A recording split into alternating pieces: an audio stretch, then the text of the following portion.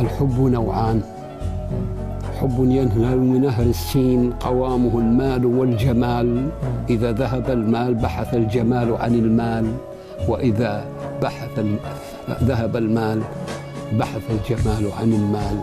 أما الحب الحقيقي فنقرأه في صفحة نهر التيمز، ذلك الحب الذي يقول: قلبان جمعهم الله لا يستطيع عرش إنجلترا أن يفرقهما، هذا هو الحب.